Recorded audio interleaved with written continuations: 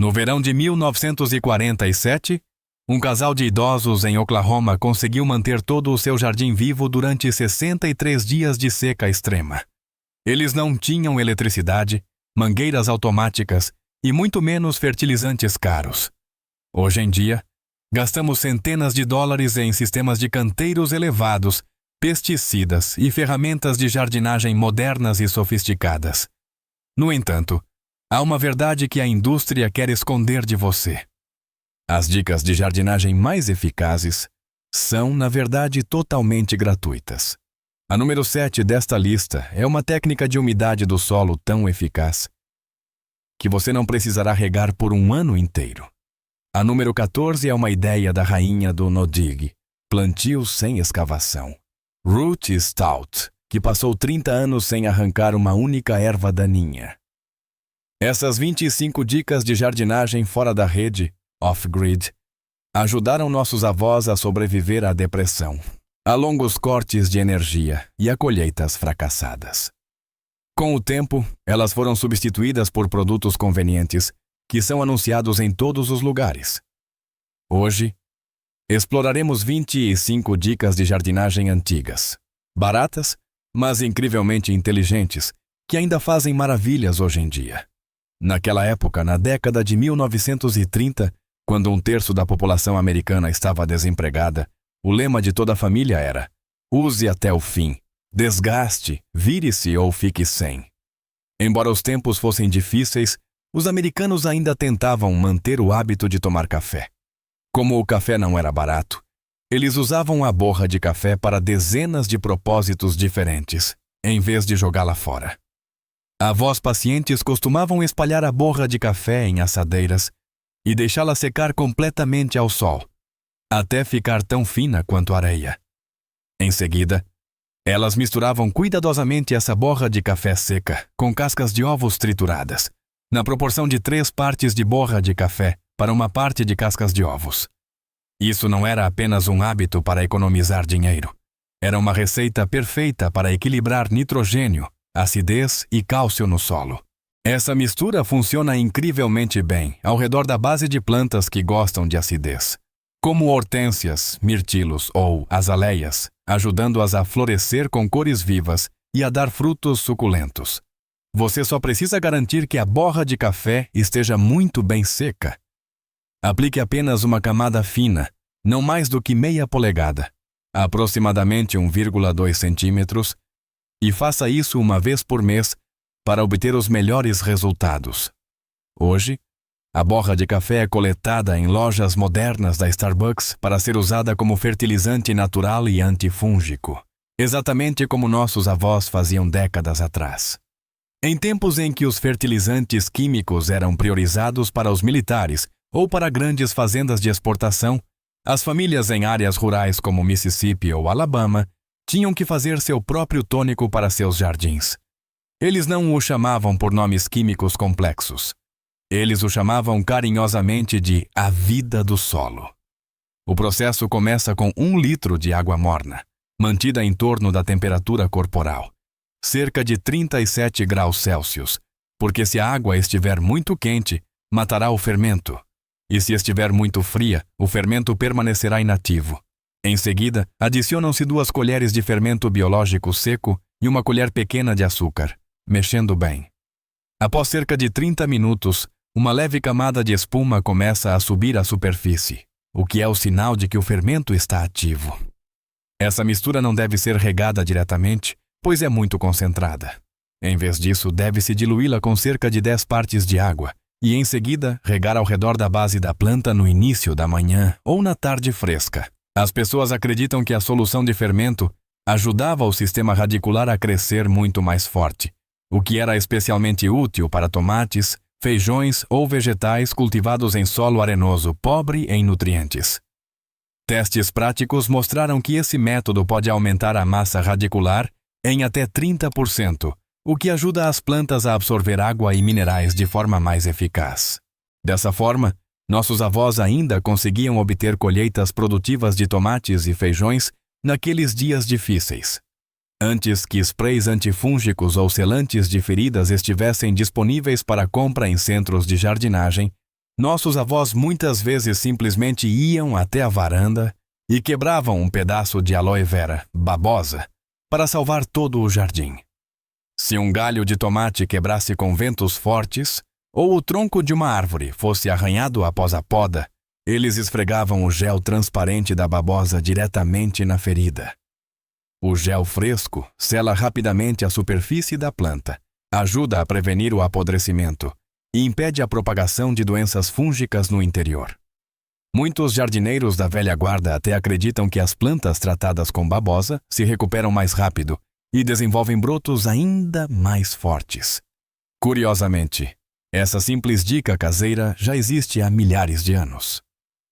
A aloe vera era chamada de a planta da imortalidade pelos antigos egípcios e disse que tanto Cleópatra quanto Nefertiti a usavam para curar a pele e as feridas.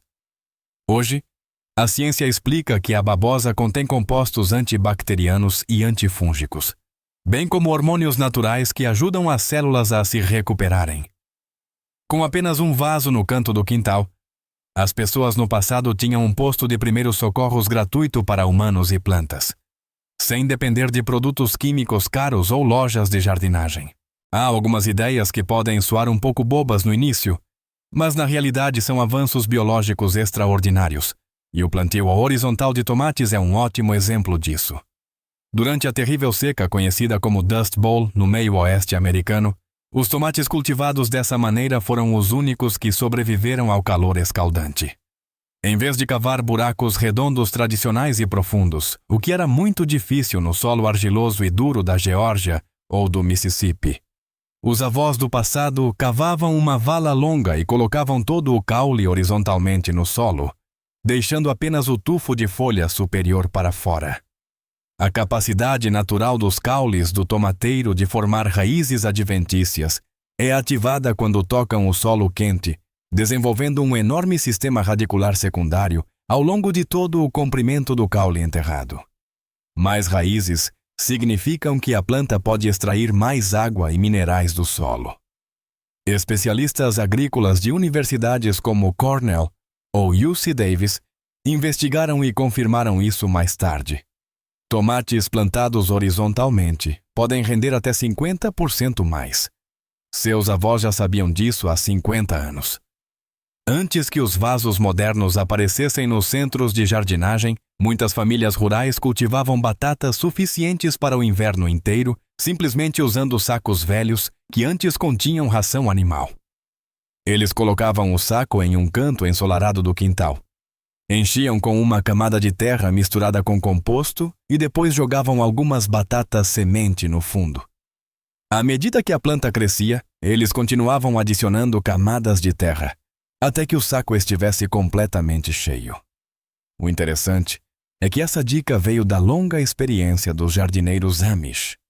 Eles notaram que as plantas de batata formavam cada vez mais tubérculos ao longo da parte do caule coberta por terra. Então, em vez de plantá-las horizontalmente, em fileiras tradicionais, eles usavam a altura do saco para aumentar a produção em um espaço muito pequeno. Os sacos velhos também drenavam a água melhor do que o solo compactado, o que evitava que as batatas ficassem encharcadas e apodrecessem após fortes chuvas. Quando chegava a época da colheita, eles não precisavam cavar o jardim inteiro. Simplesmente viravam o saco e as batatas limpas rolavam para fora. Essa é a clássica mentalidade off-grid, típica dos Amish. Transformar coisas que você já tem em casa em ferramentas eficazes para o cultivo de alimentos, quase sem custo adicional. Em 1950, quando os Estados Unidos enfrentaram uma das piores secas da história, estados como Texas, Oklahoma e Kansas viram a terra rachar, os poços secarem e os jardins murcharem lentamente sob o longo calor. Naquela época, cada gota de chuva era tão preciosa quanto a própria vida. Os jardineiros daquela época criaram um truque muito simples, mas eficaz. Em vez de manter o solo plano ao redor da base da planta, eles usavam uma enxada para amontoar a terra em forma de uma bacia larga ao redor de plantas que precisavam de muita água, como abóboras ou melancias. Quando chovia, a água não escorria simplesmente. Ela ficava retida diretamente na base e infiltrava-se lentamente até as raízes. Essa técnica, na verdade, surgiu há milhares de anos nas regiões áridas do norte da África e foi posteriormente usada por famílias pobres nos Estados Unidos como uma estratégia de sobrevivência para seus jardins de quintal, sem bombas, sem sistemas de irrigação caros. Apenas alguns minutos amontoando terra podiam manter uma planta viva durante toda a estação seca. Nos tempos mais difíceis, eles não esperavam que alguém os salvasse. Eles aprendiam a fazer a natureza trabalhar para eles de forma mais eficaz. Hügelkultur é um termo alemão que significa cultivo em colinas, e é uma herança agrícola da Europa Oriental do século XII que os antigos jardineiros americanos adotaram e desenvolveram. Essa técnica usa madeira enterrada para criar canteiros de jardim que podem se sustentar com nutrientes e água por décadas. O processo começa empilhando os troncos maiores, mais velhos e mais apodrecidos como base. Depois, as lacunas são preenchidas com galhos menores para eliminar bolsões de ar. Uma camada de material rico em nitrogênio, como aparas de grama, esterco animal ou restos de cozinha, é espalhada por cima antes de finalizar com uma camada de terra. A madeira em decomposição sob a terra age como uma esponja gigante, absorvendo várias vezes o seu peso em água e liberando-a lentamente para as plantas. Em estados secos como Arizona ou Califórnia, essa técnica desencadeou uma revolução na jardinagem off-grid. Sabe-se que os jardins de Hügelkultur sobrevivem de 2 a 3 anos sem rega, graças à umidade armazenada nos troncos em decomposição. No entanto, você deve evitar usar madeira com conservantes naturais ou toxinas, como cedro ou nogueira preta, pois eles podem retardar a decomposição ou prejudicar as plantas. Em 1917, sob o patrocínio do presidente Woodrow Wilson, o Exército de Jardins Escolares dos Estados Unidos, USSGA, foi um dos movimentos cívicos mais singulares da história. Com um orçamento de $250 mil, o programa tinha um objetivo final: transformar milhões de hectares de áreas urbanas não cultivadas em fontes de alimentos, aliviando assim a pressão sobre um sistema agrícola esgotado pela Primeira Guerra Mundial. O que tornava o USSGA especial era a militarização da jardinagem. As crianças não eram apenas estudantes, eram soldados do solo. O programa estabeleceu um sistema completo de patentes, de sargento a capitão, com emblemas de tecido, distintivos de metal e uniformes especiais, transformando o trabalho duro, como capinar ou fertilizar, em uma gloriosa missão de combate. As crianças aprendiam a verificar o pH, fazer composto a partir de restos de cozinha e controlar pragas com métodos naturais. Em vez de depender de suprimentos de socorro, milhões de jovens soldados criaram um excedente de alimentos diretamente em seus quintais e telhados. Embora fosse controverso aplicar a psicologia militar em crianças, o USSGA foi um grande sucesso em incutir disciplina e habilidades de sobrevivência. Este foi o precursor dos famosos Jardins da Vitória da Segunda Guerra Mundial e provou que a força de uma comunidade pode mudar o destino de uma nação inteira quando o trabalho está ligado a um ideal. Antes que todas as garagens estivessem cheias de sprays químicos e pesticidas industriais, nossos avós lidavam com as formigas usando algo que estava sempre disponível na cozinha: uma garrafa barata de vinagre branco.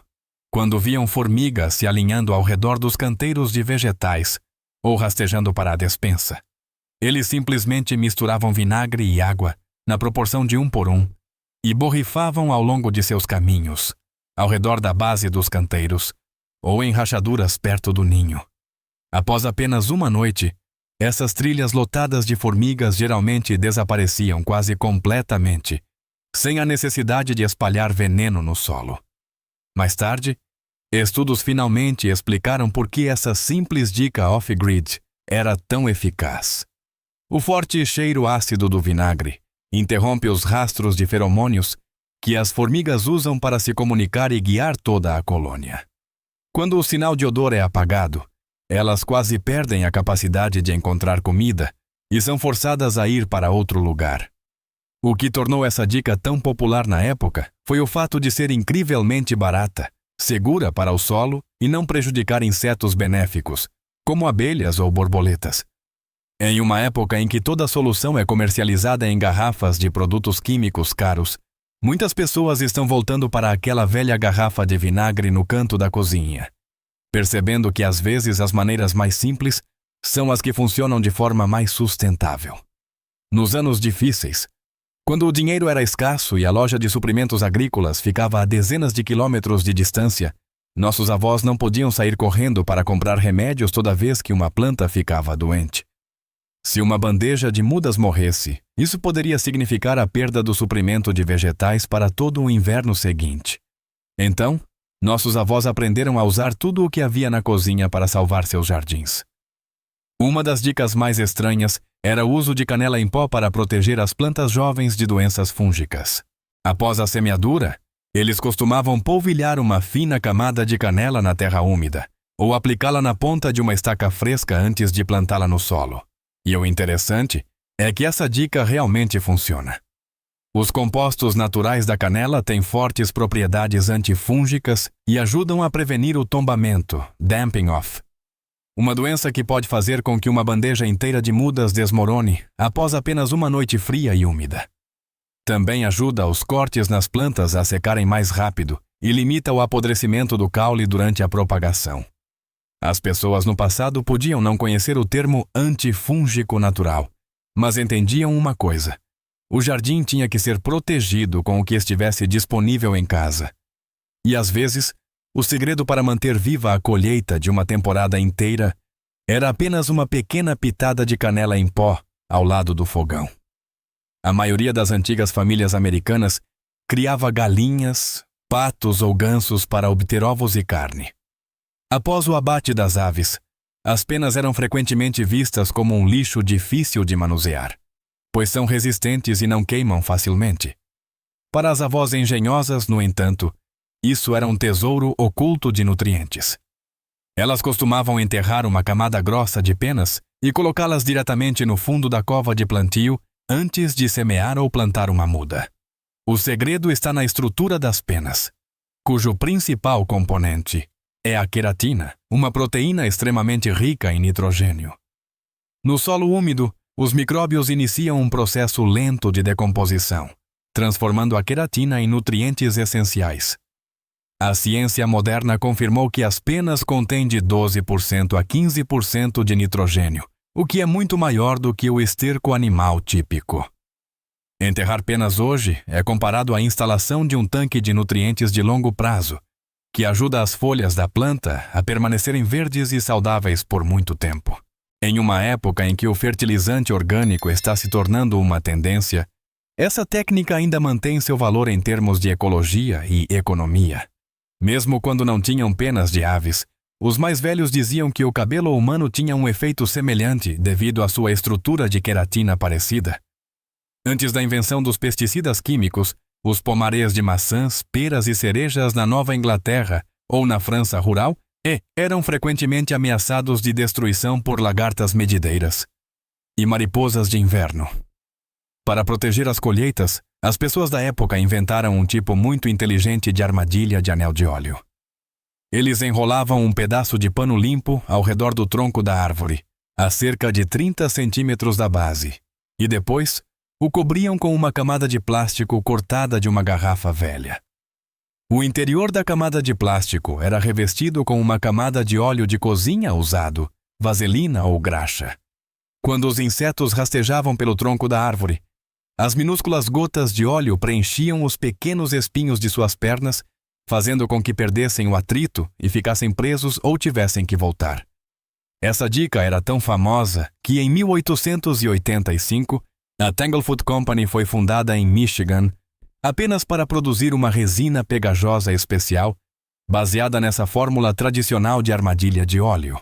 No entanto, é importante notar que você nunca deve aplicar óleo ou graxa diretamente na casca da árvore.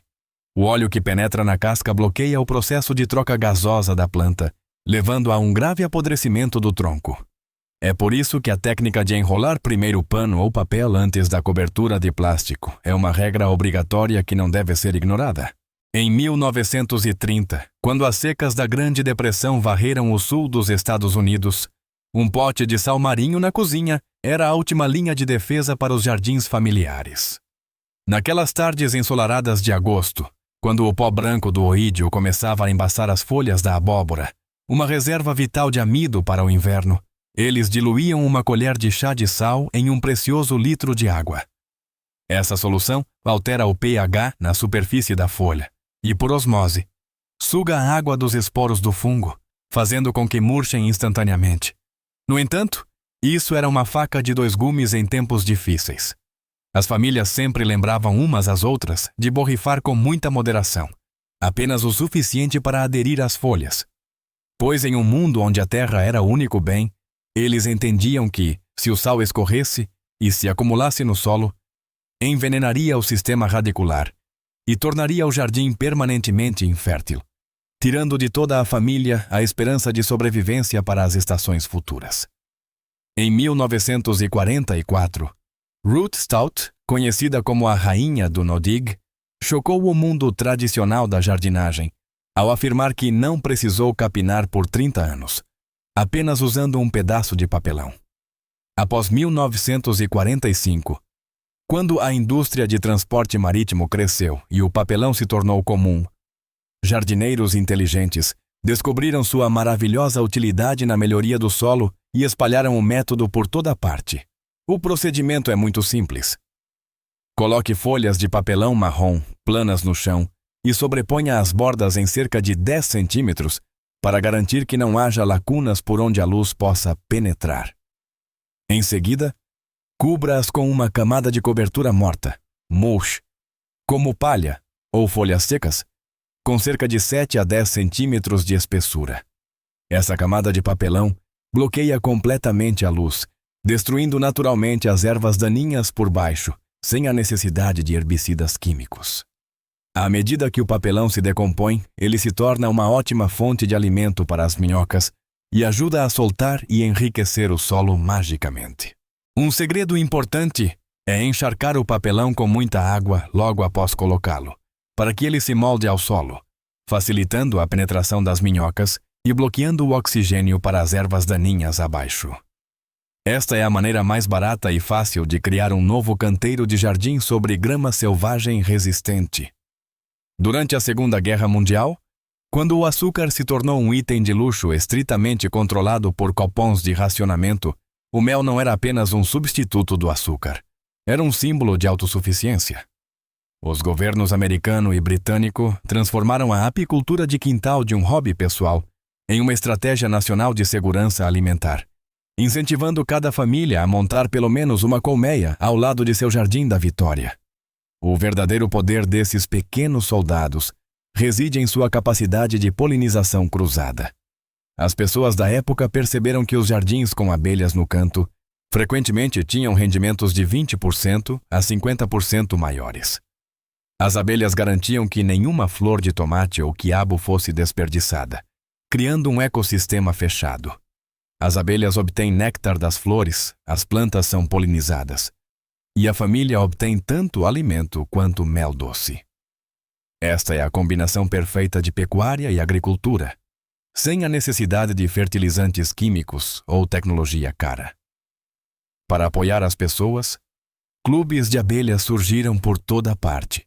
Lá, mestres apicultores ensinavam os vizinhos a construir colmeias a partir de caixas de transporte velhas e compartilhavam técnicas manuais de colheita de mel. Ainda mais interessante é que o governo também comprava o excesso de cera de abelha para fins militares, como para polir estojos de munição ou impermeabilizar equipamentos. Nos jardins antigos, quando o espinafre ou os tomates mostravam sinais de folhas amareladas, apesar de estarem bem regados, as pessoas sabiam que era o pedido de socorro do solo devido à falta de ferro. Em vez de comprar fertilizantes complexos de micronutrientes, os jardineiros Amish costumavam usar pregos de ferro velhos, que já estavam enferrujados. Eles jogavam alguns pregos em um barril de chuva e os deixavam descansar por um tempo para que o processo de oxidação pudesse ocorrer lentamente. Quando o ferro entra em contato com a água e o ar, ele libera uma pequena quantidade de íons de ferro dissolvidos. Esta é a forma que as raízes das plantas podem absorver mais facilmente. Regar as plantas com a água desse barril era como uma terapia de suplemento de ferro natural e segura. Após pouco tempo, as folhas amarelas começavam a ficar verde escuras novamente, e a planta recuperava sua vitalidade e crescia de forma mais constante. Essa pequena dica não custava nada. Usava apenas itens descartados para resolver um importante problema bioquímico das plantas. Ela nos lembra que, em um ecossistema fechado, nada é realmente lixo. Cada item pode encontrar um novo lugar e valor se soubermos como usá-lo. Se você entrasse em um jardim de quintal sob o sol quente da década de 1950, veria sacos plásticos transparentes cobrindo mudas jovens, parecendo estufas em miniatura. Naquela época, o plástico era uma invenção revolucionária. E os jardineiros rapidamente o usaram para proteger os brotos jovens. Ao colocar um saco limpo sobre o vaso e usar pequenos gravetos para evitar que o saco tocasse nas folhas, eles criavam um ecossistema fechado perfeito. A umidade no interior podia permanecer constante em 70%, o que ajudava a minimizar ao máximo a pressão da evaporação da água sobre a muda. Estudos modernos da UC Davis confirmaram que a umidade constante sob esse filme plástico promove o crescimento das raízes até 25% mais rápido em comparação com o ambiente aberto. Dessa forma, as plantas jovens sobrevivem pacificamente à sua fase mais sensível, apesar do clima rigoroso lá fora. Os Estados Unidos sempre foram um grande produtor de algodão, e o uso de bolas de algodão para semear sementes tornou-se um hábito comum, especialmente para famílias urbanas que não tinham grandes jardins. As fibras de algodão branco puro atuam como um meio de cultivo maravilhosamente limpo, que retém a água de forma constante por meio de uma forte ação capilar, garantindo ao mesmo tempo as bolsas de ar necessárias para as sementes. Isso evita completamente que as sementes sufoquem ou apodreçam devido ao encharcamento do solo. Na década de 1950, quase todas as crianças participavam com entusiasmo da Grande Corrida do Feijão, semeando sementes de feijão em bolas de algodão na escola. Isso não era apenas uma aula de biologia viva. Também ajudava as pessoas a observar todo o processo de germinação de forma mais clara. Um segredo das avós da época era usar chá verde resfriado ou água de arroz para embeber o algodão, pois os taninos do chá agem como um antibiótico suave para proteger as sementes do mofo. Hoje, essa técnica simples evoluiu para sistemas hidropônicos modernos que usam lã de rocha, provando a sustentabilidade de uma ideia que nasceu das coisas mais simples. Nas cozinhas antigas, sobras de pão vencido ou migalhas duras e secas nunca eram jogadas no lixo de forma desperdiçada. Jardineiros engenhosos esfarelavam o pão e o enterravam ao redor da base das plantas. Quando entra em contato com a umidade do solo, o pão inicia um processo natural de fermentação e se torna uma fonte de alimento muito rica para fungos benéficos e micróbios do solo. Esse processo estimula o sistema radicular da planta a crescer mais forte, graças ao apoio da rede simbiótica microbiana. Especialmente o cheiro característico do pão fermentado também tem o efeito de atrair minhocas, máquinas de arar naturais que ajudam a manter o solo solto, aerado e rico em nutrientes. Esta é uma ótima maneira de promover a saúde do solo, sem usar fertilizantes químicos. Essa pequena dica mostra a sofisticação de nossos avós em entender a relação entre a comida e a vida do solo, transformando um produto normal de cozinha em um poderoso catalisador para o jardim. Tudo no modo de vida antigo estava conectado de forma rítmica, minimizando o desperdício para nutrir uma vida mais verde. O cultivo de cogumelos em papelão é, na verdade, uma maneira de os humanos pegarem emprestado o processo mágico da floresta profunda, onde os cogumelos crescem em madeira em decomposição para limpar o meio ambiente. Nossos avós usavam papelão, um produto originalmente feito de madeira, como meio de cultivo para cogumelos em casa. As folhas de papelão eram estendidas e embebidas em água para ficarem macias e úmidas. Em seguida, esporos de cogumelos eram espalhados entre as camadas, como se alguém estivesse colocando recheio em um sanduíche. O bloco inteiro era então colocado em um canto escuro e fresco para que os cogumelos pudessem crescer. A rica estrutura de celulose do papelão é a fonte de alimento ideal para o micélio do cogumelo. Estudos modernos em micologia confirmaram mais tarde que o papelão é um dos meios de cultivo mais seguros e eficazes para cogumelos comestíveis. O mais importante nessa dica é manter a umidade uniforme e garantir um ambiente limpo para evitar o crescimento de mofos indesejados. Este é um ótimo método off-grid que ajuda qualquer família a fornecer sua própria fonte de alimento rica em nutrientes, sem investir em equipamentos caros ou meios de cultivo especiais. O cultivo de plantas que gostam de calor em climas com noites frias sempre foi um grande desafio, mas as pessoas no passado o superaram com uma arte secreta dos Alpes, o uso de pedras para armazenar calor. Eles costumavam procurar pedras grandes e colocá-las ao redor da base da planta, de modo que ficassem expostas diretamente ao sol o dia todo. Essas pedras agem como baterias térmicas naturais. Durante o dia, elas absorvem a energia solar e aquecem. Durante a noite fria, elas irradiam calor silenciosamente para aquecer a zona das raízes e a parte inferior do caule da planta.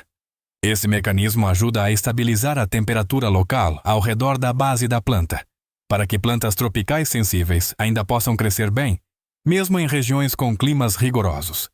Essa pequena dica ajuda a prolongar a estação de crescimento e aumenta a taxa de sobrevivência da colheita, sem custar um único centavo em eletricidade ou aquecedores. É a sabedoria de usar princípios físicos simples para apoiar o crescimento das plantas, uma lição sobre como confiar nas fontes de energia disponíveis no universo. Pedras comuns, pelas mãos de um jardineiro, tornaram-se guardiãs silenciosas, que protegiam os brotos verdes durante as noites geladas. Nos jardins do passado, nada era jogado fora se ainda pudesse oferecer valor, e cestos de vime ou junco quebrados eram um exemplo perfeito disso. Em vez de usar treliças de plástico industrial, que às vezes parecem fora de lugar e se tornam quebradiças e se rompem sob o sol quente, a vovó usava essas tiras trançadas flexíveis para construir treliças para plantas trepadeiras. Ela costumava mergulhar as velhas tiras de vime na água, para que recuperassem sua maciez natural. E, em seguida, as tecia habilmente em forma de cruz entre galhos verticais. Essa estrutura trançada vazada não apenas dá ao jardim uma aparência rústica e harmoniosa, mas também tem um importante efeito técnico. Permite que o vento deslize por cada folha, mantendo a planta seca e minimizando o risco de doenças causadas pela umidade.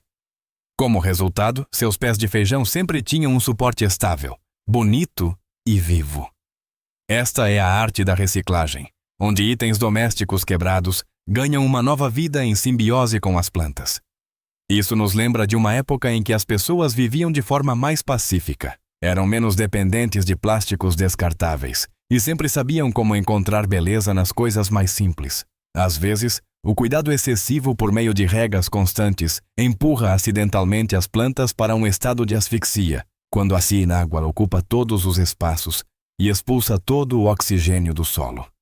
Quando via sinais de que uma planta estava murchando devido ao apodrecimento das raízes, a vovó teve a ideia de levar a efervescência do armário de remédios para o solo, a fim de salvar a planta. Ela costumava diluir peróxido de hidrogênio, água oxigenada, em uma proporção específica, e despejá-lo diretamente na base da planta encharcada. Quimicamente falando, quando o peróxido de hidrogênio entra em contato com a matéria orgânica no solo, ele libera uma molécula extra de oxigênio. Esse processo fornece oxigênio imediatamente às raízes moribundas e ao mesmo tempo, mata bactérias anaeróbicas prejudiciais. O resultado é que o solo é limpo, as larvas de mosquitos dos fungos são mortas e a planta parece voltar a respirar magicamente. Esta é uma medida de primeiros socorros incrivelmente eficaz para as plantas, transformando uma solução antisséptica comum em uma ferramenta para dar vida nova ao jardim.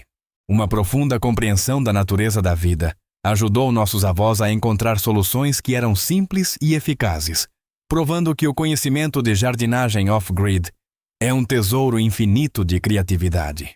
Os jardineiros Amish Por meio de sua observação paciente da vida dos insetos ao longo de muitas gerações, descobriram que as pragas sempre têm seus próprios petiscos favoritos. Em vez de usar produtos químicos para matar tudo, eles aplicaram uma estratégia muito inteligente com plantas armadilha.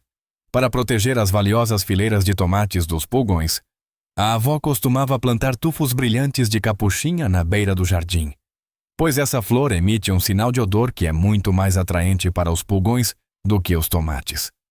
De maneira semelhante, ela podia usar a abóbora Blue Hubbard para atrair os percevejos da abóbora para longe dos vegetais principais. Assim que as pragas se reuniam em grande número nessas plantas isca, o jardineiro simplesmente as arrancava e as destruía, interrompendo naturalmente o ciclo das pragas sem precisar de uma única gota de produto químico. É uma grande arte de coordenação biológica. Os jardineiros Amish entendem muito bem que ventos fortes são um inimigo silencioso que pode rasgar folhas, quebrar galhos e secar o solo incrivelmente rápido.